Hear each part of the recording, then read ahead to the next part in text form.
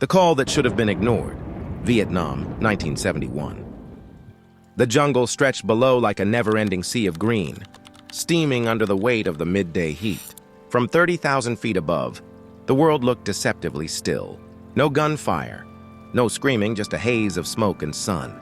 Captain Ethan Cole sat in the cockpit of his F-4 Phantom II, eyes flicking between the fuel gauge and the horizon. 2 more minutes, maybe 3, before the tanks ran dry. He and his wingman had just finished a precision strike near Da Nang, and both planes were nearly running on fumes, heading south toward their home base. But then, the radio crackled. Static, then a voice. It was raw, panicked, distant. Forward operating base.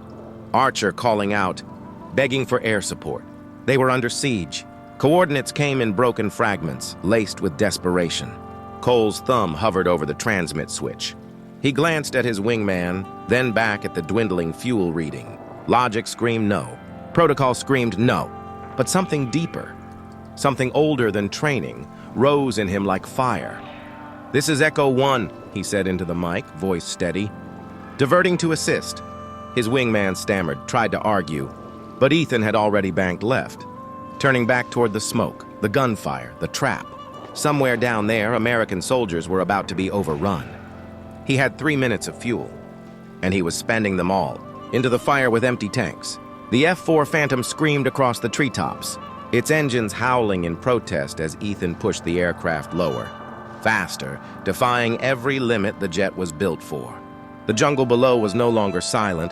Muzzle flashes blinked like fireflies in hell, and thick black smoke twisted up from mortar impacts around the forward base. Ethan's eyes locked on the chaos below, already identifying targets with practiced instinct. The base perimeter was crumbling. North Vietnamese troops were pouring in through a shattered section of concertina wire, their silhouettes darting between trees, trench lines, and burning tents. "Echo 1, I've got visual," Ethan called out, fingers dancing over the controls. His left fuel gauge blinked red. The right tank was almost bone dry, but the throttle stayed forward. With practiced calm, he flipped open the arming switch and dove into the fray. The first pass was surgical. A ripple of rockets screamed from his wings, tearing into the tree line just beyond the southern fence of the base, blowing a fresh line of craters through advancing enemy ranks. Screams erupted below, some of terror, some of victory, some lost in the infernal mix.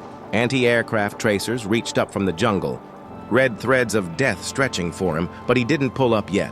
His second burst of 20mm cannon fire shredded a column of enemy troops, closing in on the eastern bunker, buying the defenders precious seconds. He was burning everything, fuel, ordnance, time, but he wasn't done. Not yet. Not while they were still down there. Still calling his name, still fighting to stay alive. A sky set on fire. Smoke began to curl into the cockpit. Ethan could smell it now. Burnt oil, seared metal, and something more primal. Fear. Not his own, but the kind that rises from the earth. Like steam when men are moments from being overrun. His canopy was streaked with grime and soot, and visibility was closing fast, but he didn't climb. Not yet. He could see them. American troops dragging wounded, shouting over the roar of incoming shells. One of them, barely visible through the blur of smoke, looked up and waved something, maybe a helmet, maybe a rag. Ethan banked hard and came around for another run. His engines sputtered. The low fuel alarm screamed across the console, flashing like a death knell. He had seconds before the sky betrayed him. But he didn't hesitate. His last missile locked onto a tank just outside the wire, its turret turning toward the base like the fist of death itself. Ethan fired. The explosion lit the valley in a violent orange bloom, shattering trees, throwing debris skyward like confetti at the world's end. Cheers broke out on the comms, broken, breathless, half crying. "Echo 1, direct hit!"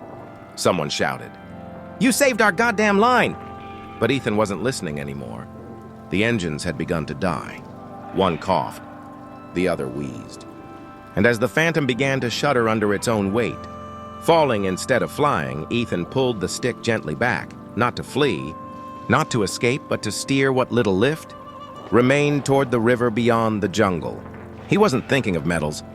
He wasn't thinking of himself. He was thinking of that man waving through the smoke. The last glide. The Phantom was no longer flying, it was coasting, gliding like a wounded bird whose wings had forgotten how to carry weight. The engines were dead now, both silent as a tomb, and the only sound left in the cockpit was the creaking of stressed metal and the wind, slicing across broken panels. Ethan's hands were calm on the stick. There was no panic in him, no shaking. He had made his choice 30 miles ago. Below him, the jungle opened briefly into a narrow river bend, a thin ribbon of muddy brown twisting between steep banks and shattered treetops. It wasn't long and it wasn't wide, but it was all he had. He banked gently, positioning the aircraft for one final descent. The radio buzzed with desperate voices now. Echo 1, what's your status? Ethan, do you copy? Do you? Static.